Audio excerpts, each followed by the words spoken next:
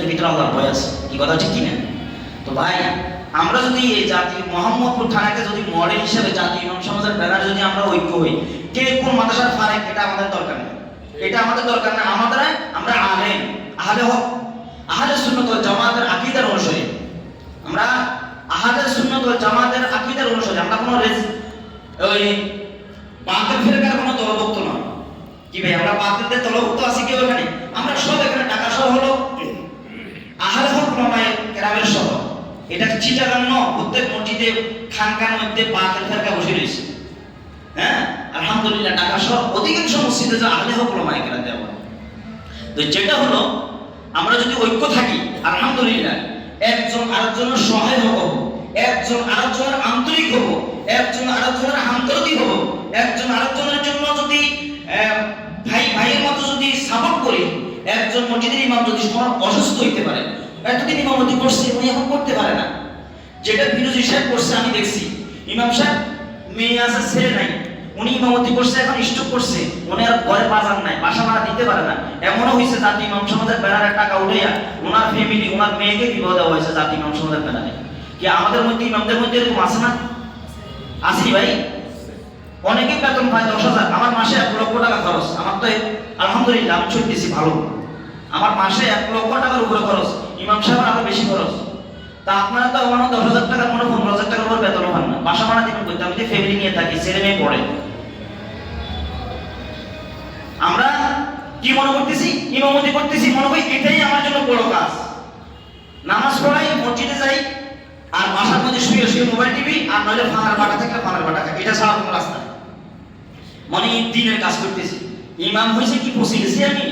আমার ইমাম ইমামতির জায়গায় ইমামতি, ব্যবসার জায়গায় ব্যবসা, কর্ম জায়গায় কর্ম, অনেক কিছু করেন না, না হে করবো না। তখন দেখা যায় মসজিদের সভাপতি না করে দিছে, এখন গাঁটি টাটি গোল করি, গাঁটি গোল করে রাখা, তুমি বাপের বাড়ি চলে যাও, চাকরি গেলে পরে আবার তোমার দেখা যায় না।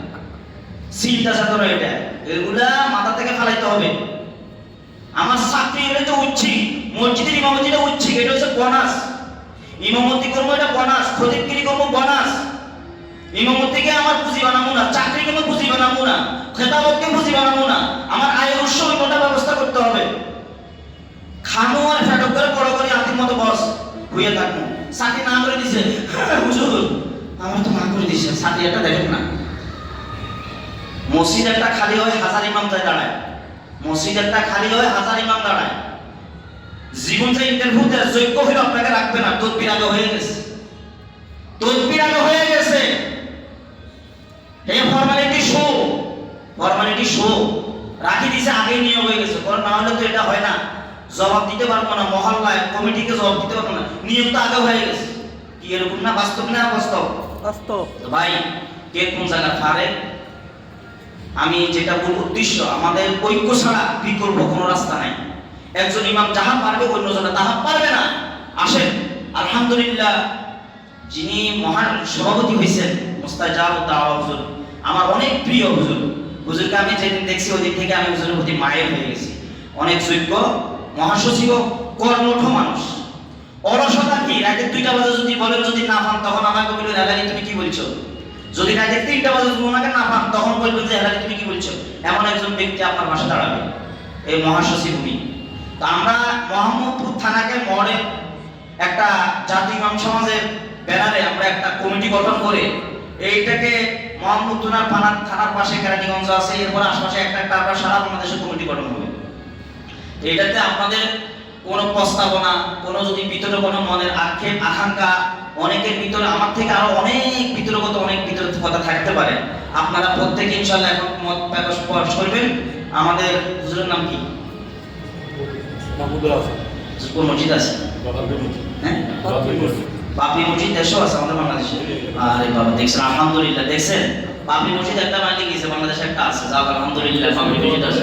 হ্যাঁ ওটা শহীদ হওয়ার পরে হুজুরে করছে, ওটা শহীদ হওয়ার পরে দাফন হয়েছে, এটা আবার জিন্দা হয়ে গেছে আলহামদুলিল্লাহ। এখন আমি কথা বললে শেষ হবে না, আপনাদের সবাই সময় দিতে হবে। তো যা হোক আলহামদুলিল্লাহ, এখন আপনাদের সামনে অল্প সময় সংক্ষিপ্ত বক্তব্য রাখবেন। বাপি মসজিদের কোন জায়গায়, মহল্লা কোথায়, যে হুজুরকে আপনারা সবাই চিনবেন, ওনার পরিচয় দিবেন। মাওলানা মুফতি মাহমুদুল হাসান, মাওলানা মুফতি মাহমুদুল হাসান, ওনার মত বিনিময়, ওনার